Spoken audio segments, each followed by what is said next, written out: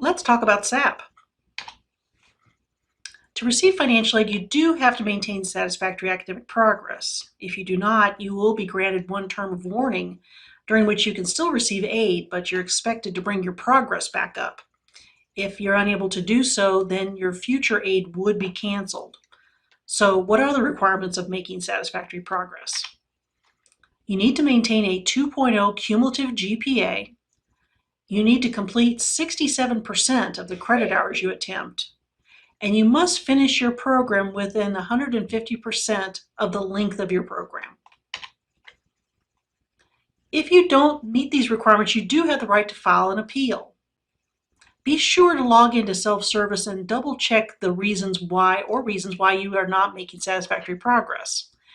This is important because your appeal needs to address the right things or it'll be denied. Students can appeal when something has happened that caused them to not make satisfactory progress. This can be for a wide variety of reasons, things like medical problems, illness in the family, or maybe even a death.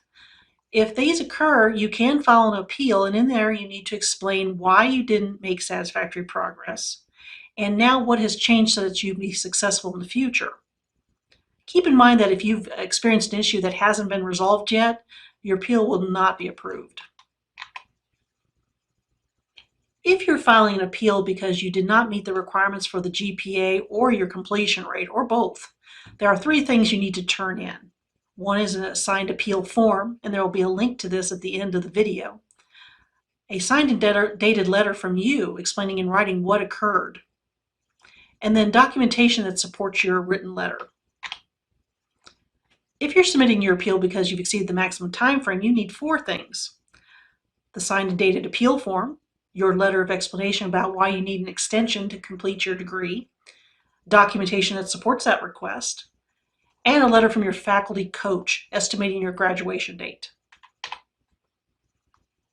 Documentation is very important to a successful appeal. In this example, the student had to withdraw from all their coursework because they were in a car accident. So good documentation for their appeal would be a copy of their medical bills or maybe a copy of the accident report. In the case of a student who's submitting an appeal because they've exceeded the maximum time frame, and this happened because the student switched from going towards a 4-year degree to one of our 2-year technical programs, good documentation for that might be proof about how well this new degree will pay and why you need to be job ready as quickly as possible.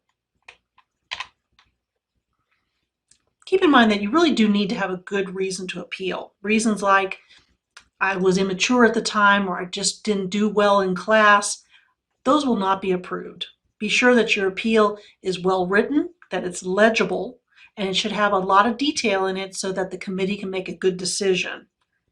Be sure to not forget to add that part about how you plan to do better in the future. Here's a couple of examples.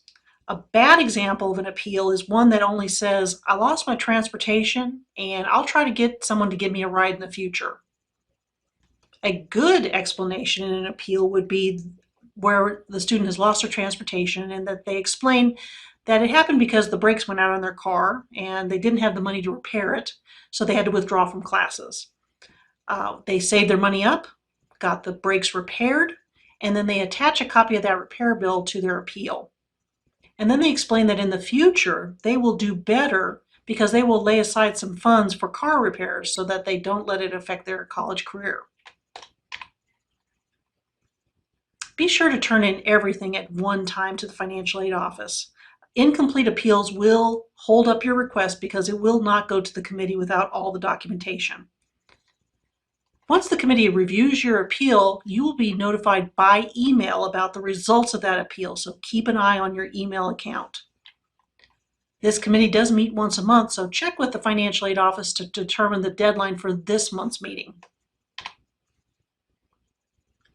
Now, if you are approved on an appeal, you do get your aid reinstated for the next semester, but it does come with some conditions. You would need to complete the semester with a 2.0 GPA and to complete 75% of the credit hours you attempt.